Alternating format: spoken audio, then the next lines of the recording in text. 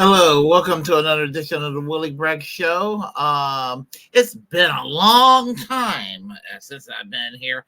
I was really short on time, and I was like, "Oh, I gotta go and prep up for another show," and I had it set up at 7:30, but I managed to be only 4 minutes late this time, but I had a legitimate excuse. I was running short on time, so that's what it came down to. So anyway, I am back, and I wanted to talk about Kim Iversen. There is some misunderstanding about Kim Iversen, because she's kind of fascinating, and because I think she kind of throws off a lot of people, and there's I've seen a lot of people not really understand her, and I almost understand why they would not understand her, and so that's what I want to talk about today, and it concerns the 2024 election, of course. So let me do this here real quick. Okay, so so let me go ahead and hey Warren, how are you doing? It says, and now on Sprockets we dance. Yeah, I sort of try to give it a new wave flavor here on this show, because it's the era I'm from, being a Generation X and all that. Game.film, how are you doing today? It's been a while. Let's see. It's been a year or so since I've watched Kim. I don't watch her all the time. Every once in a while, if on my YouTube feed, I subscribe to her show and I follow her on Twitter, and she has a tweet or there's a video that's kind of catches my eye, a headline or something, I'll go and see what she has to say, and usually it's pretty interesting, whether I agree with her or not. And that's what I want to talk about right there. I'd be voting for Jill Stein for president, says Philip Capehart. Same here. I had all the plans in the world to vote for Cornel West in November, but it's just not going to happen because he's not on the ballot in North Carolina, for starters, and that's really what it comes down to. And so, and I, if you want to, I, I have dual endorse Cornel West and Jill Stein, even though they hate each other at the moment. And I don't think there's any reason for them to hate each other, but be it as it may. So, but we're going to talk about Jill Stein in regard to Kim Iversen very shortly. So, anyway, let's get started at the subject at hand.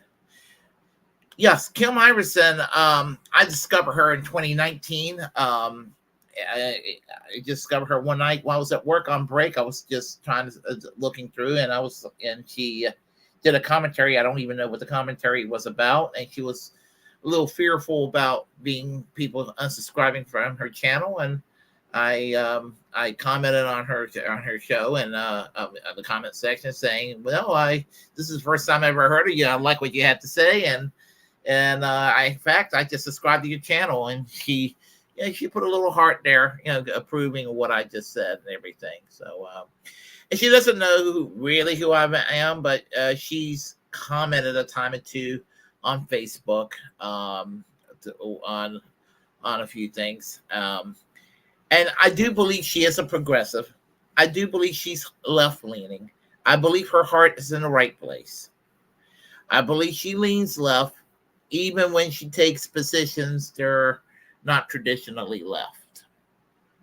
And here's the thing: not everybody's going to agree on everything. I mean, I don't care how rigidly left-wing you are, or how rigidly right-wing you are, or what have you. Everybody's nuanced, and not everybody's going to be a robot and take a party line position. There's always going to be something that if you're a conservative, no matter how right wing you are on the issues, there's going to be something where you're going to be liberal on. And if you're on the left, there's something you're going to probably be conservative on, and what have you. It just depends on the issue, and depends on how far you would take it, or whatever it is. I mean, I'll give you my conservative issue. I'm a Second Amendment absolutist, and I don't own a gun. I don't like guns. For me personally, it's just not my thing. I don't own a gun, and I mean, it's just not my thing. But I'm a Second Amendment absolutist because it's in the Constitution, and it's my least favorite amendment to the Constitution. And I do believe gun control works. It works in the other countries. However, I'm uncomfortable with subtracting amendments from the Constitution, because if you subtract the Second Amendment from the Constitution, then all of a sudden there's going to be a case for modifying or subtracting the First Amendment out of the Constitution, and doing the same thing with the Fourth Amendment, which in a lot of ways the Fourth Amendment is gone already. Thank you, George W. Bush and all the other presidents afterwards, with this fucking Department of Homeland Security bullshit, and monitoring our emails, and monitoring our phone calls, and monitoring our text messages, and all lines of communications, and every little web search, and everything we do in our lives. Thank you, George W. Bush. Damn asshole that he is. You think about this. The Fourth Amendment is gone. The First Amendment's been pissed away with in a lot of ways. But it's not been physically removed from the U.S. Constitution. It's not been removed by the constitutional amendment to remove that from the Constitution. But if you start removing things from the Constitution that you don't like, it becomes a slippery slope. So that's part of the reason why I, with a degree of reluctance, am a Second Amendment absolutist. Plus, a lot of gun manufacturing companies are unionized, and why the hell would I want to see living wage taken away from unionized workers? So that's another caveat. And also, why antagonize people who could be susceptible to the message of the left? Because there's a lot of gun owners out there that it does not necessarily mean They have to be reactionary in all fronts. I do know people who are gun owners who are very progressive. So, and I'm not talking about trying to make this about gun control. And I think that she's on record being a Second Amendment absolutist. But anyway, point I'm trying to make is everybody, there's nuance to everyone. Everybody has a degree of nuance about them. And so anyway, another area where free speech used to be a mantra of the left. It used to be, well, I think that my audience is with me when it comes to free speech, but the mainstream shit libby adjacent left are not so privy toward free speech. They think it's a good idea to detox and detox and deplatform and silence people, what have you. And I think it's pretty damn stupid because if you start to silence people you disagree with, it will get weaponized against you eventually. And you need free speech to promote your ideas, and you need a leg to stand on when you're taking on people who oppose you politically. You need to stand on principle. Free speech is the best friend of the left, whether that section of the left, the more shit lib adjacent left, liberal left, agrees with it or not. So the thing about it is that she's I'm meandering on and all that, but I'm getting to my point. Kim Iversen sometimes takes positions that are a little bit they're a little off-putting to traditional progressives. Another area was the COVID, where it became a culture war thing by the right. And I have been sort of maligned in the same way as Kim Iversen on that issue, but I've also been shit on by the right because my position was not acceptable to anybody. Because the right thinks that I am just like the libtards, that everybody should strap a face diaper in your face and everybody should be sticking needles in you nonstop and all of that. I'm not that guy. I'm also not the guy that basically says that, that walks around, I'm alpha, I ain't gonna wear no mask, I'm gonna blow my COVID on you. I'm not that guy either. So I'm the guy that says, if you want to wear a mask, wear a mask. If you don't want to wear a mask, don't wear a mask. Exercise common sense. If you want to take the vax that I think has been moderately successful, take it. And if you don't have to take it. Yeah, moderately successful. I mean, most people take it, they're going to be fine. There's going to be people who are going to have some side effects from it. That's how it works. And that works like with any other medication and everything. So, but no, Alex Jones, they're not pushing it to control people. And to the shit lives out there, no, people shouldn't be forced they shouldn't jab the entire fucking population either. The problem is not the jab or not to jab. The problem is healthcare, accessibility to it at zero cost or as close to zero cost as possible. That's the issue, and that's where she's at. And she's fully on board on things like Medicare for all or socialized medicine, because she says she experienced it when she was in Italy. She's very traditionally leftist on healthcare. What it is with Kim Iversen, she's very she was raised in Idaho. She's half American, half Vietnamese, and she was raised in Idaho. And she has a very conservative environment around her. So she has a little bit of a libertarian sensibility, which gives her the optics of conservatism.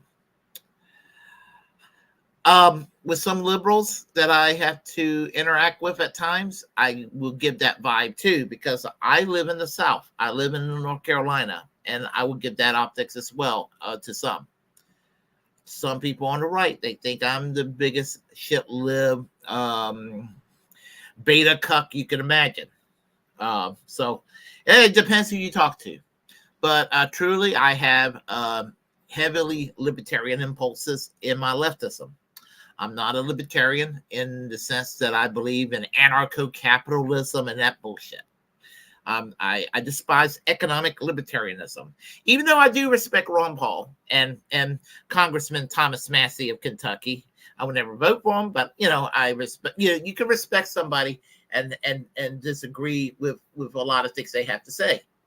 So the point I'm trying to make is that's kind of where Kim Iversen is. And she sort of is a left-leaning libertarian type, which is kind of where I'm at as a socialist. I'm a socialist, but I'm also a lefty libertarian. People on all sides laugh at me when I say that, but I promise you, it is a thing.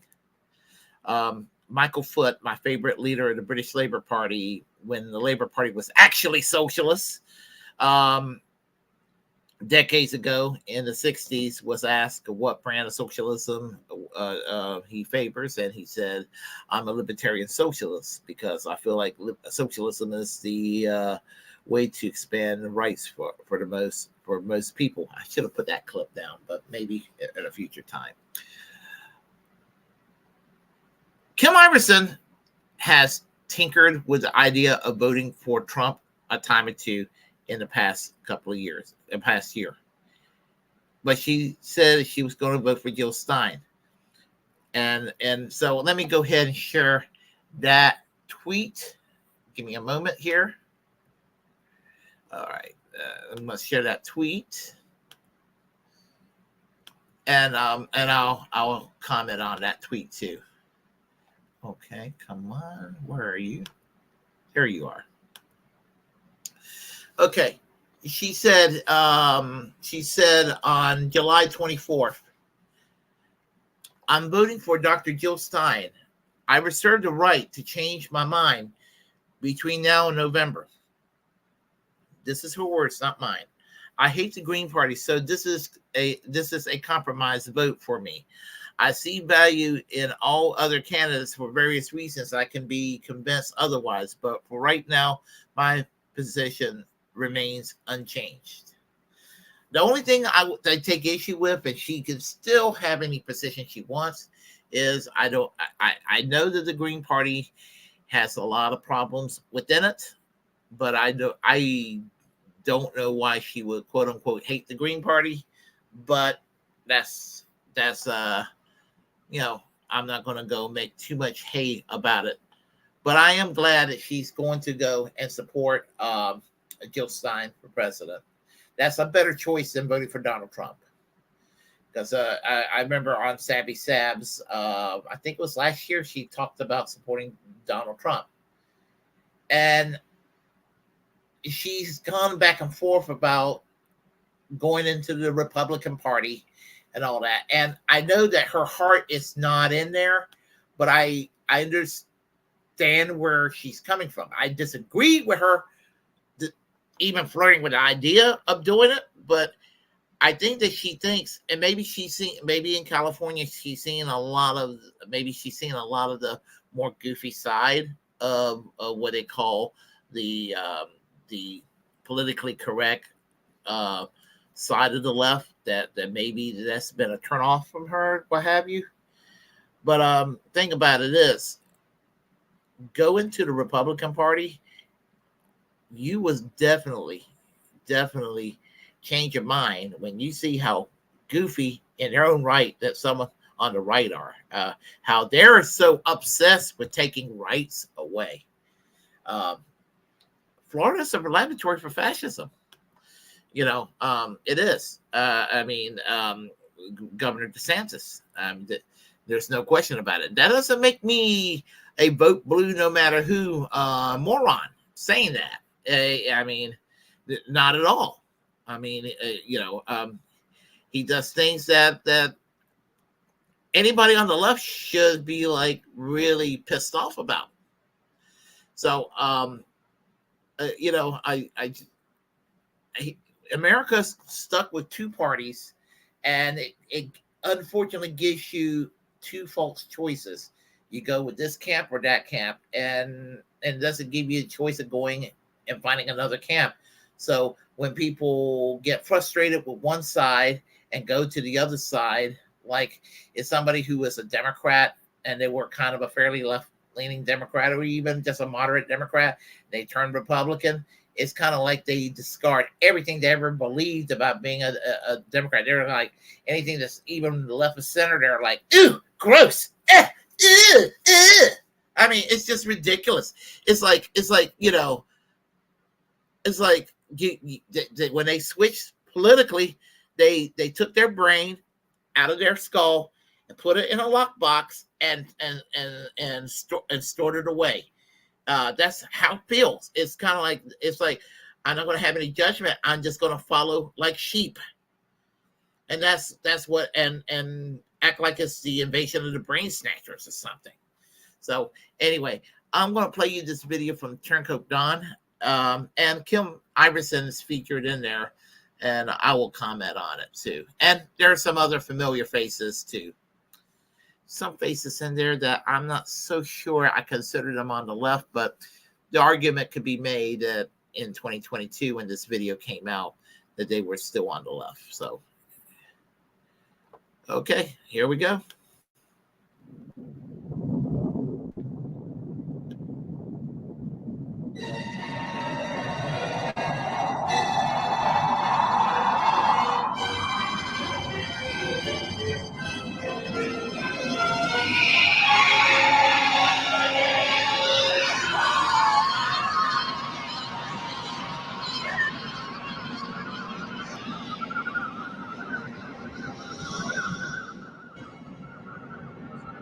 That for me is the original sin. I really regard that as the most egregious act of censorship, brute censorship in the last decade, if not my lifetime.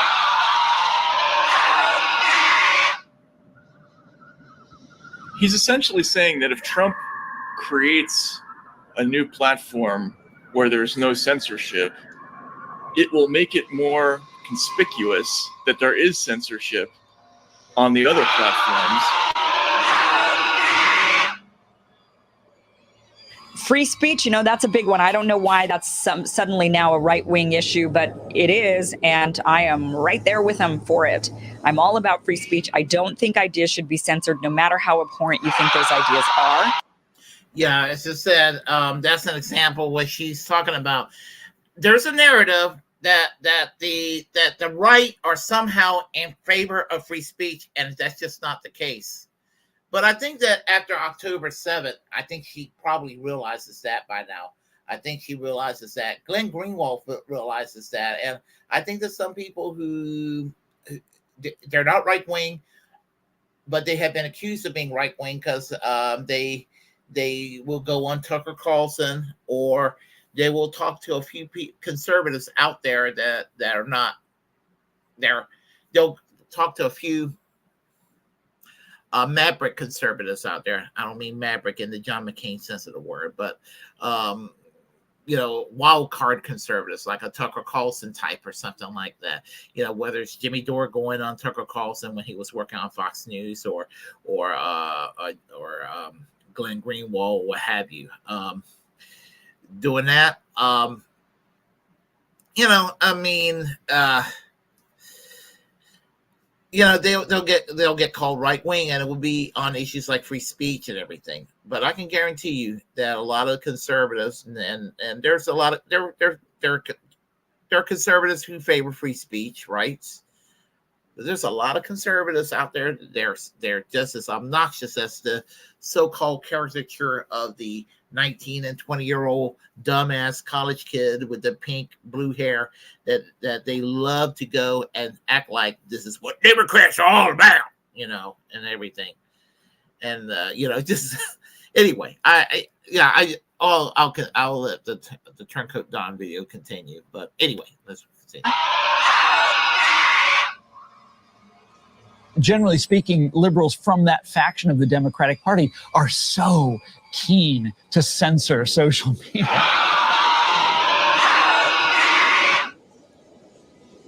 What is the point of the First Amendment? To protect unpopular speech.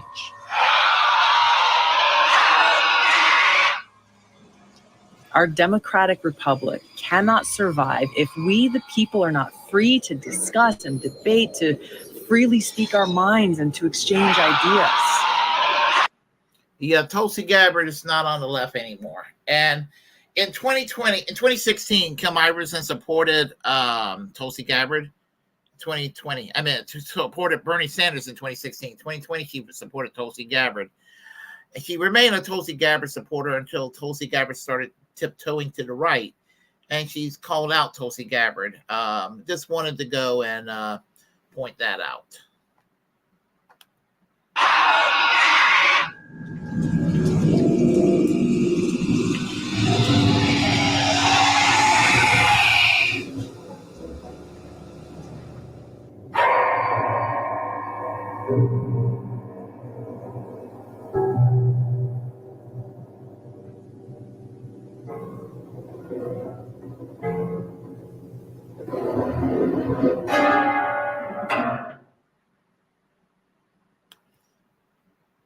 Yeah, so anyway, yeah, that was Turncoat Don, who likes to do a lot of parody, usually mocks on a lot of shit libbery out there, and I always enjoy listening to Turncoat Don. And Turncoat Don is he's a good guy, does free speech absolutist and everything, and it used to be the mantra of the left. It's still the mantra of the left, of the real left, I like to call it, as opposed to the shit lib adjacent left that exists out there. So you just got to go and see what the differences are, and all of that. So and I think that during the 20 teens, the last decade especially, what's happened is that somehow a lot of liberals ended up, let me explain this. What I explained was wrong with the Democratic Party. The Democratic Party would take positions that Republicans embraced a while back and embrace it and make it and mold it into their own image. And that's what Democrats do. And I think they've done the same thing with free speech. You see, when the Republicans were scaring everybody with the Christian Coalition and the moral majority, Pat Robertson, Jerry Falwell, all those motherfuckers, they were authoritarian. They still are authoritarian. People like John Hagee, all these motherfuckers, they haven't gone away. When Jerry Falwell and Pat Robertson are dead, but John Hagee, he's still around. But these motherfuckers authoritarian to the core. No matter how much they claim they're for freedom, they're for their own freedom. Instead of beating you down with a Bible, these shit libs and these SJW types will beat you down with a stalk of celery or broccoli and tofu. That's basically, it's tofu liberalism. Nothing against vegetarians saying this sort of thing, but the point I'm trying to make is that they'll go and take the tactics of the previous group and co-opt it into their own to go and do their culture war bidding back, and it's obnoxious when they do it. I had to go and correct somebody last year when they said, I don't know of any conservatives that believes in council culture. They invented it. And they still practice it. And they were practicing it at the same time that the SJW became a thing. They just knew how to package themselves to make it look like they were for freedom. And they were for free speech. They were for only their freedom of speech. Because when push comes to shove, when the left needs their freedom of speech protected, they're nowhere to be seen. They're nowhere to be seen. When the ACLU was really based, and sometimes they still are, but it's debatable these days. When the ACLU are at their best protecting free speech, they're protecting free speech for everybody. When they really want to put their mind to it now. 25, 30 years ago, 50 years ago, they really were committed to free speech. I don't know about today, but they haven't turned 100% against it. But I think there's like a civil war going on in the ACLU on that question. But the point I'm trying to make is that if you're a true civil libertarian on the left, you're there consistently defending the free speech of people you disagree with passionately. On the right, most of the time, if you're on the left, they're like, well, fuck you. You don't get free speech. The only person I know that's on record in conservative media that's actually been in favor of free speech on the left was Alex Jones, when he was expressing support not for the ideology of the Occupy Wall Street people who are getting attacked by the cops, but expressing support in the sense that the cops were being wrong to attack these students. It's not, excuse me, the activists. That's basically what I'm saying. But one of those moments where there's a stop clock giving the right time twice a day. So, and as I said, Kim Iversen, that's one of her things that she believes in is free speech absolutism and everything.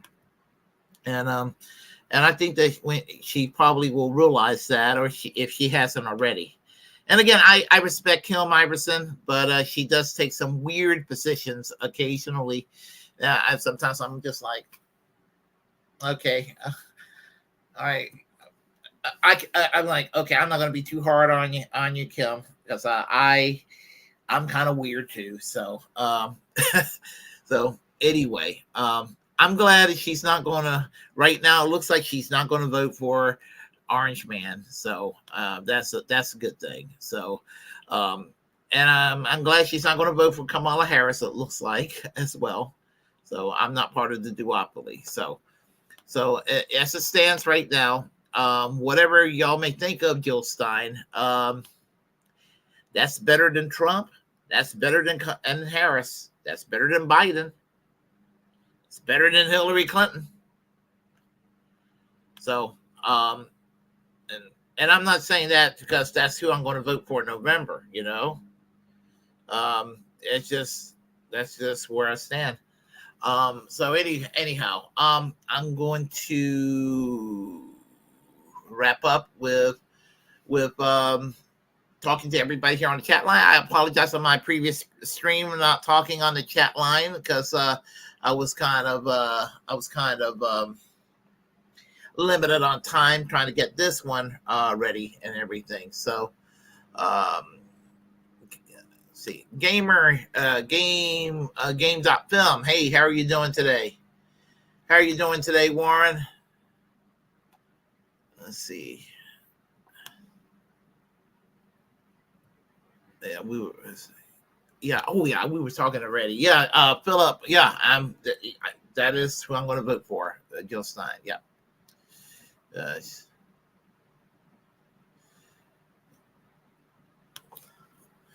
If you're referring, hey, how you doing, PHX Cisco? She's garbage. She's fine with pushing RFK pro-Israel messaging. If you're referring to Kim Iversen, I know she's very pro-Palestinian, but maybe she's probably not making that big a deal. I'm guessing you're saying she's not making that big a deal out of RFK pro-Israel position. I'm sort of guessing that's what you're saying. But I know where she stands on Israel. She's standard left on that issue. I might vote green just to stick it to the two parties. That's what I encourage people to do. Let's see. Hey, Snipe Hunter, how are you doing today?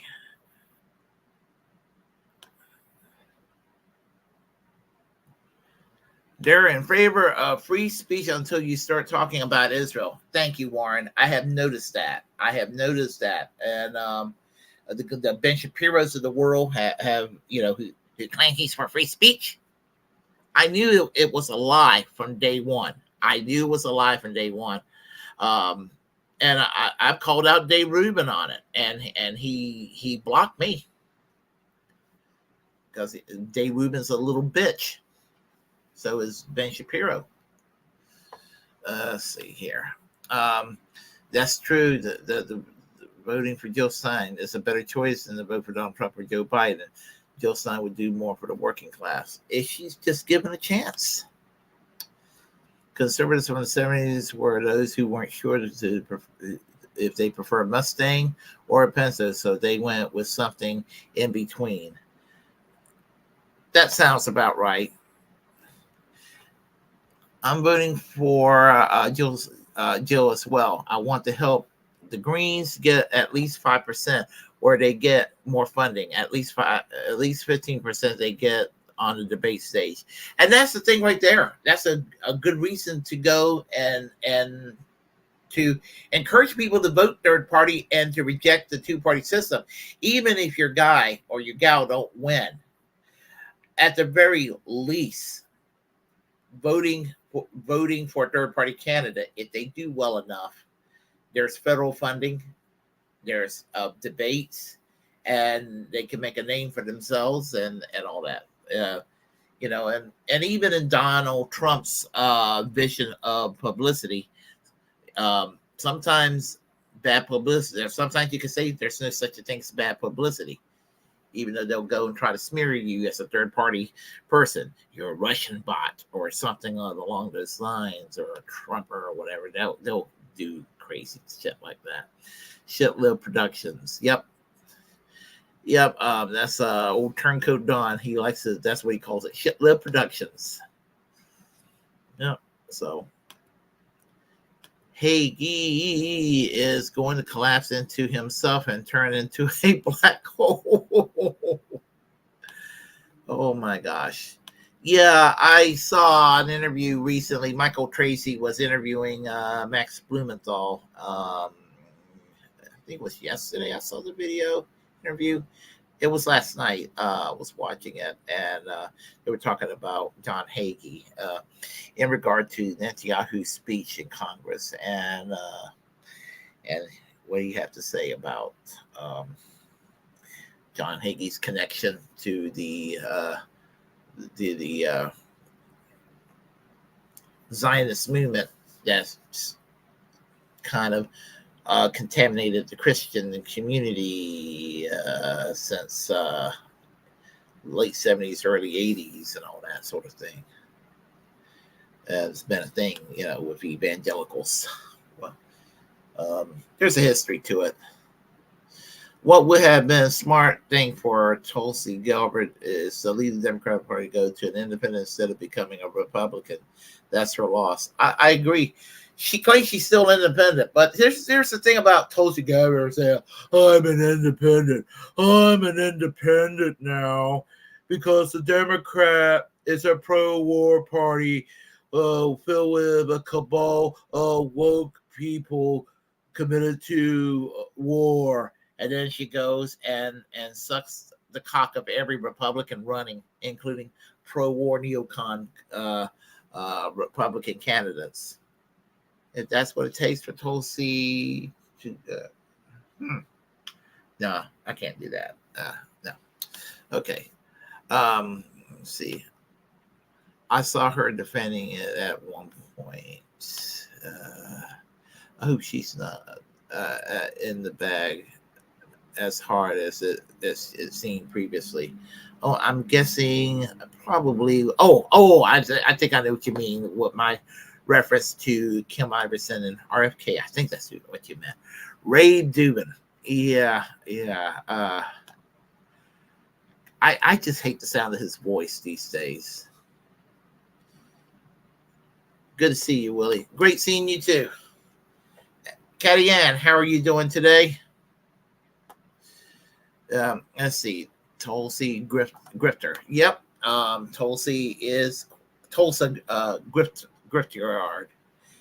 She is definitely a grifter. She's definitely that. Yeah, Kim Iversen. Yeah. Now I'm gonna tell you one thing about Kim Iversen that I found problematic 2 years ago. She threatened a lawsuit against Michael Figueredo from the Humanist Report for calling her a transphobe. Now, I know she's made some unsettling remarks, and she claims to be a free speech absolutist, but she was very bothered by the fact that Michael Figueredo called her that. People are going to call you names when you're a high public figure. So, to me, I would be like, that's one area where she needed to not, be that way. And on record, when it comes to free speech, she's usually better than Michael Figueredo, who's tends to be a little more pro censorship. Anyhow, and that was his opinion. That was his opinion of her. So, and I agree. Jill, I wish that Jill and Cornell would reconcile. I wish they would both reconcile. Let's see. Mike blocked me on Twitter since I actually agree with the far left versus his shit-lib takes. I had a couple of conversations with him about a year and a half ago on Twitch. Yeah, he was doing a thing where he was just talking to people on Twitch. Tulsi was good on foreign policy before she endorsed Biden. She was very anti-imperialist as much as she could be, being a member of the military, which was why I wanted her to be Bernie's running mate back then. But, I'm glad she was not chosen to be Donald Trump's running mate. Really am, because, one, I would never hear the end of it from some of the shit-lib friends that I have, shit-lib adjacent friends that I have, and even some of the conservative friends that I have that like her now. They both will rub it in my face. The conservative will be like, yeah, she's on our side now. And the liberals will be like, I told you so. I told you so. So, I glad that just didn't happen, So anyway, I'm going to sign off very shortly here. Announcement once again. Looks like Tuesday at 2 p.m. Pacific Standard Time, 5 p.m. Eastern Standard Time. Braglands will be back. Jimmy Sutherland and myself will be back. We'll be doing our show again after a little bit of a hiatus, time off. The band's getting back together. We're gonna do our show again, and we'll see you on Tuesday. I may be doing a live stream or two between now and then. We'll see what happens. So anyway, and thank you PHX Cisco. If you like what you heard, please press like and comment any way you disagree with what I have to say. Feel free to share the content on this channel. As the First Amendment absolutist, it's my duty to inform you to create your own platform and utilize it, because we're, in fact, the muckrakers of our time. Keep in mind to reject corporate media. Subscribe to the Willie Bragg Show on all my platforms. Free and pardon Ed Snowden. Pardon Julian Assange. Now that he's free. I'm going to have to kind of make that flow now at the end of the show. Work at it anyway. Free Palestine, free healthcare, and free speech for everybody. Free speech absolutism. Again, I'm going to have to make it flow better. Y'all take care. I will see y'all later. Bye-bye.